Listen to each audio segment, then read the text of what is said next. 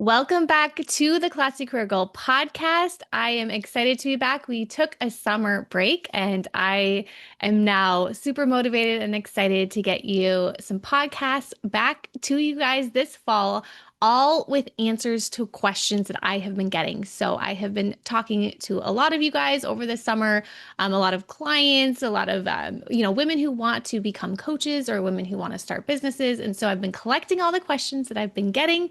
And I am super excited because we're going to be releasing episodes of me answering those questions that I've been getting. So I hope you guys are having a great fall. Today, we are going to talk about what happens if your boss finds out that you are building a business on the side. And this came from a question I just got the other day. Like, what happens? I'm scared to put myself out there. I'm scared to go on social media. I'm scared to do anything in my new business because what if my boss finds out? And so instead, you do nothing because you're scared of your boss finding out. Does that sound familiar? Any of you guys feel that way? I know what that was like. I was scared as well, and that is why Classy Career Girl was named Classy Career Girl. It wasn't under my name on a Runyon. It's under Classy Career Girl because when I started, I felt the exact same way. I was working at a consulting company. I worked at Booz Allen Hamilton for 8 years, and in year about 5 or 6 was when I really started to get serious about my business and my future and my vision. And that is when I started to think about, okay, can I now be on a Runyon or do I still need to kind of be hiding behind this Classy Career Girl brand because I did not put my face on my blog. I did not share my name. I did not share anything about me. And so I clearly remember the moment when I just knew my future was Classy Career Girl. My future was a full-time business owner. It becomes clear as you start to take action and start to work with your clients. I knew that that was my future. This was before kids. So I knew that my consulting lifestyle, I was working very, very long hours. I was getting calls from clients all weekend long, which was not fun. I was traveling once a month. From Monday through Friday, I went from the West Coast to the East Coast and spent the whole week away from my husband, which at the time, when I started that job, I really enjoyed that. That was really neat. Things change, your interests change as you as you get older in your career. And so that was changing for me. Like when I started that job, I really enjoyed the travel. I really enjoyed that lifestyle. I really enjoyed it was a little stressful and it was very challenging, but I enjoyed that in the beginning. And after about 5 or 6 years, I was like, this is a little too stressful. This is not the life that I want to have for the next 20, 30 years until retirement, right? Like, I need to do something else. I need to make more of an impact.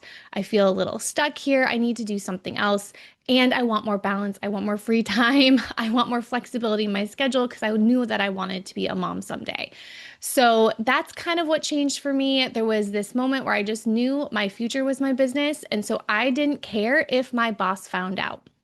Now, there's a couple things I was doing. I was just making sure that I was doing my best job at work. So if my boss did find out, he, wouldn't care, wouldn't know. I actually had like two bosses above me, and I'll tell you the story. They eventually both found out.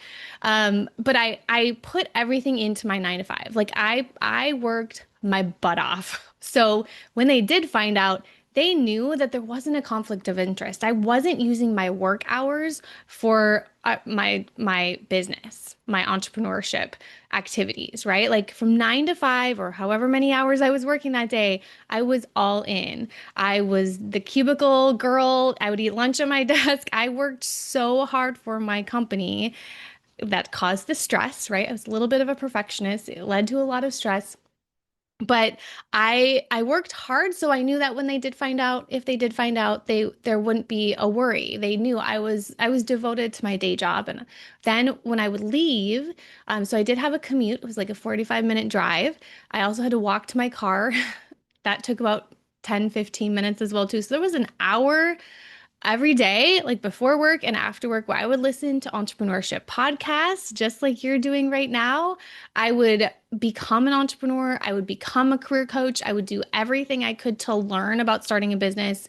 So when I walked out that day job door, I was an entrepreneur. I was a career coach, and I tried not to even think about my day job because unless I got some calls, I tried not to check my email. I tried not to think about my day job because my future was my business. My future was Classy Career Girl, and that was like where I was going to focus my time after work and on weekends. And my day job, um, I tried very hard to be grateful and thankful for that job. Even though it was kind of a tough time, though it was very high stress.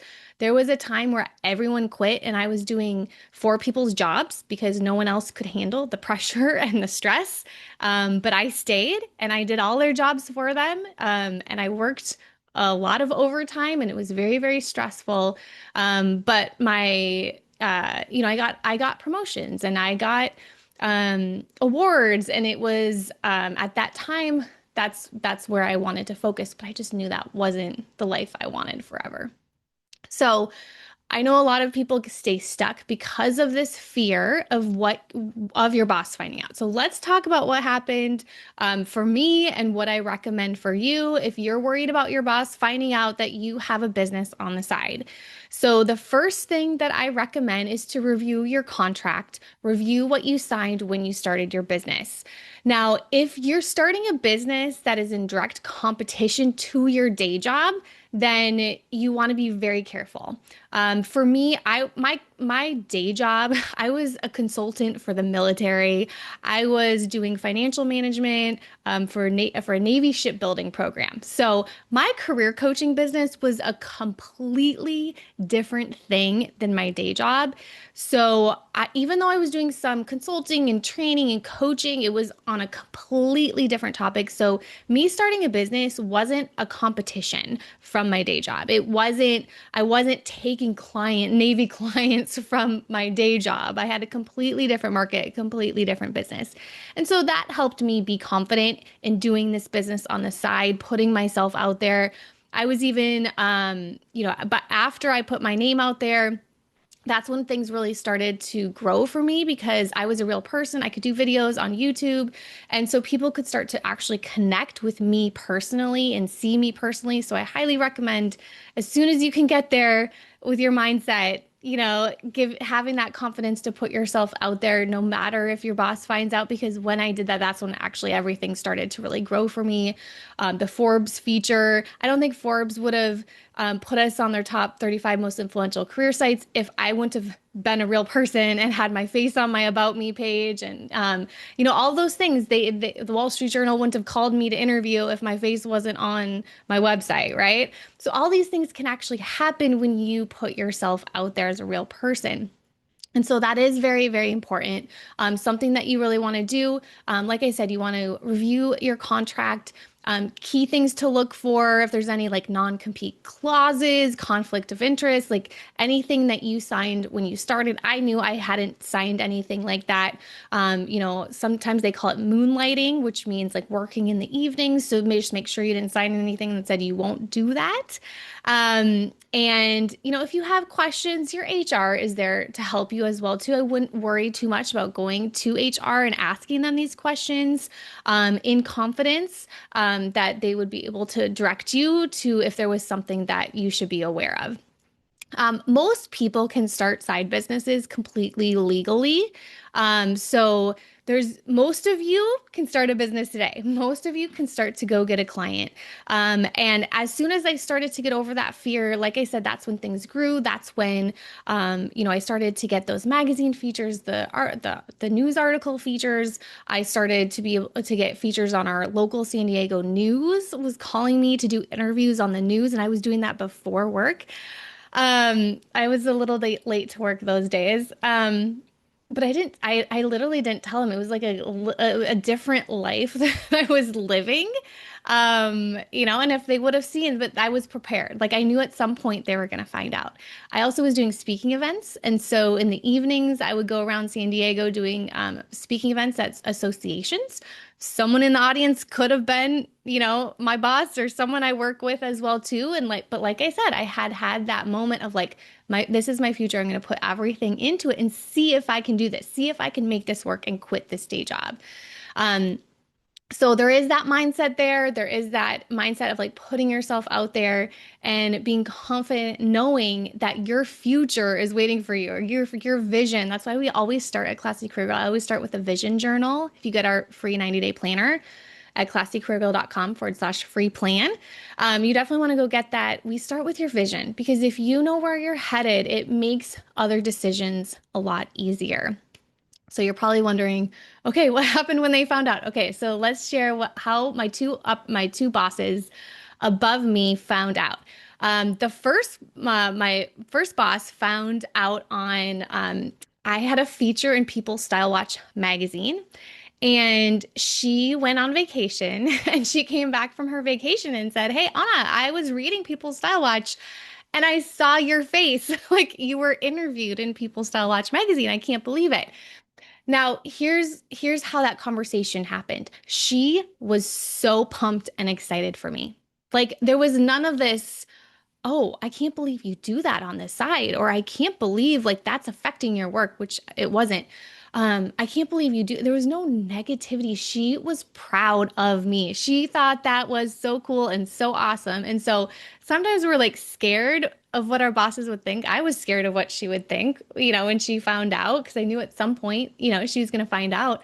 Um, but she thought it was so cool. So you never know, that might happen. And my other boss, he found out through LinkedIn. So there was some post, I tried not to post too much on LinkedIn. That's what I do tell clients. Like I would focus mostly on Instagram. You can create a brand name like Classy Career Girl. It doesn't have my name on it anywhere. You can create this brand around your business. So focus mostly on Instagram. There was something I must have actually, I don't even know how he found out through something on LinkedIn because I didn't post on LinkedIn. I wasn't posting actively on LinkedIn because I knew I was connections on LinkedIn with a lot of people that I worked with at my day job. So I try not to make that my main strategy. I think there was some article I was featured in that he saw. So I don't even think that it was my posts.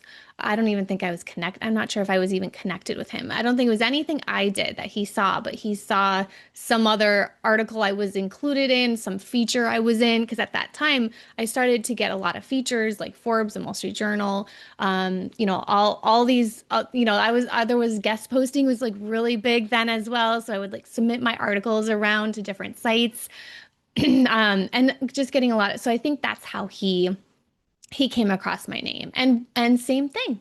How cool. That is so cool.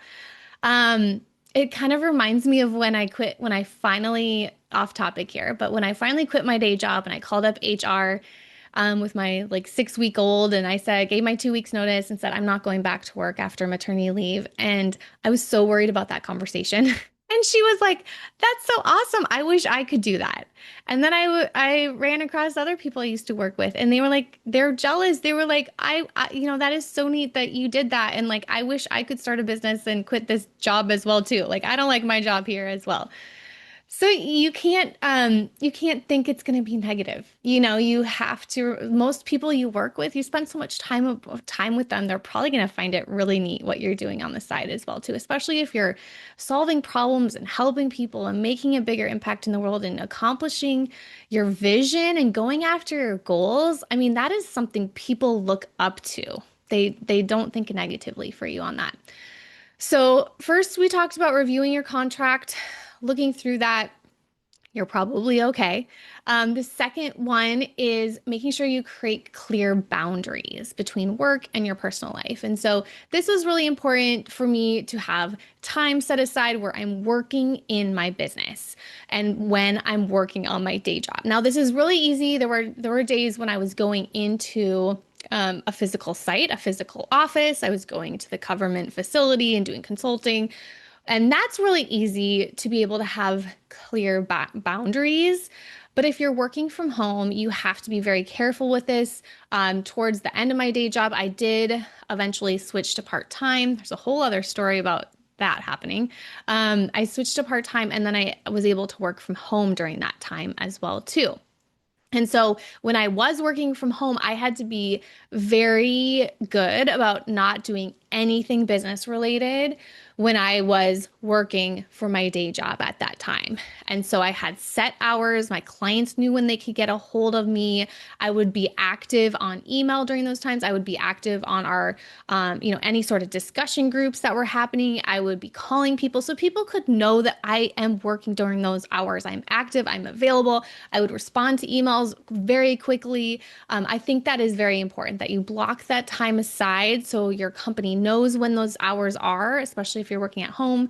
And then also don't use any sort of like company laptop, company email, or obviously time for your side business. Sometimes I see this. I get, people opting into, our free planner, our career coach startup kit, all of the things I give out for free, our free webinars, and I see people use their work email addresses. I would much rather you just use your Gmail, Yahoo, Hotmail, whatever you got. Don't opt into things, or business things, or like, and don't do anything like work related with your business lap or with your company laptop, with your company email. Start your own, because when you make that transition, you're not going to have their email. You're not going to have any of your laptop. Like I used to have a company laptop, and I would travel around with it. And so when I was doing this on the side, I had to make that transition. So anything my Classy Career Goal related, I did on my personal laptop, and not my company laptop. And I think that was very important to keep those boundaries safe, and just to know that I will eventually be using my own laptop when I have, like, we're setting goals here. And that's a big thing we do here is we set goals, we set the vision, we know where we're headed, we know what the future is. So maybe that is something you want to budget for is buying yourself your own computer, your own laptop, so that you don't have to use your company laptop. And then the third one is you can use privacy strategies. So like I talked about in the beginning, my branding was Classy Career Girl. I didn't put my name out there. I didn't put my face out there. I didn't put anything, any background of me out there. I had a neutral business name, wasn't my personal name. It was kind of like my alias at that time. So if you're just starting, just do that. Like you can build a brand around a name, and even trademark that name and build up your company around that name. You don't have to be a Tony Robbins and build your business under your name. You can create that alias, and I would recommend that just in general as well too, is to have that brand that you're building, and so it doesn't all rely on you. And then keeping your business data, on your personal computer, your personal phone, and then networking, building your authority, outside of work, doing speaking events, attending networking events, meeting people outside of work. So you have a whole other community, because when you do leave that day job, it's kind of a bummer. You lose a lot of those relationships and friends that you see every single day, and they do replace you very fast. You can't imagine how fast that they replace you. You think you're irreplaceable. You think no one can do the job as great as you.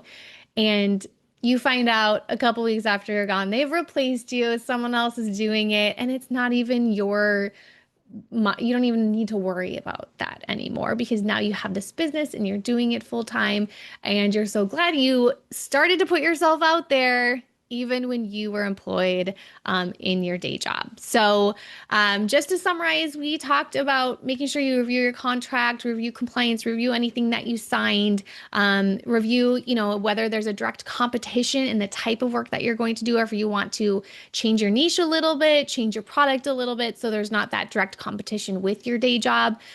Some people do. I have had clients who wait until they quit. I had a client, Jennifer, who was one of my very first clients, and she quit her day job. And on that same day, she got her first client, because when she quit, she was worried to do anything on the side. So she didn't want to sell it all on the side. She wanted to wait till that day that she actually quit. And so she quit her job on the day, her last day. she told like she was a manager at the time, so she told people what she was doing, and she got her first client on that day because people were like, "Oh, I need that in my life. I need you to help me." And so she ended up getting her client on her final day of her day job. So some people wait, and that is totally fine to do as well too. You have to figure that out. I needed the income coming in. I wanted to cash flow. I wanted to have that safety and security, knowing that I have clients when I would quit my day job. And that was really helpful. I knew there was a dollar amount that I had in my vision and my goal, that I knew that I needed to make on a monthly basis so that I could quit my day job. Create those clear work boundaries, personal boundaries with your laptop, with your time, and then feel free to use privacy strategies. Go test out Instagram, go test things out and start to build your brand with an alias name. That way you kind of learn how to use Instagram. You learn how to make a reel, learn how to do stories. You don't not have to show your face. Most of my stuff now is not, I don't even show my face on Instagram anymore. You don't need to. You just don't need to. But you can learn how to do that. Follow our stuff. You can see kind of how I'm doing it as well. And there's a lot of ways that you can grow your business. Okay, so no fear. Build a business, be intentional about it. Every day, look at that vision journal, create a vision board, look at it every single day. Even if it's just like my vision journal that I read every morning, it's maybe 10 sentences, but it has my vision. And so I can kind of walk into that every single morning and know where I'm headed, know where I'm going, know all the tasks that I'm going to do that day are going to be focused on helping me reach that vision for myself. So, right now, if you need a vision journal, you can go to classycareergirl.com/free plan, get our 90-day planner. We are also in our enrollment for our fall career coach certification cohort. So I'm super excited about this. We have a fast track, a 90-day career coach certification program that is happening this fall. And we have some bonuses that are happening right now. So if you are interested in that, you want to get started with our career coach startup kit, and that will kind of walk you through the steps that I recommend to become a career coach. And you can get that at www.classycareergirl.com/coach webinar. And after you watch that webinar, if you want to explore the certification program more and talk to me about it and get my recommendation, ask me questions, all that stuff, then you'll find the application for the career coach certification program, and then we can chat through it. So those calls are super fun. I love doing them. I have openings on Fridays. So you can book a call with me and we can talk about becoming a career coach and getting you started. So I hope you guys have a great week. Hope you enjoyed the episode, and I will see you next week.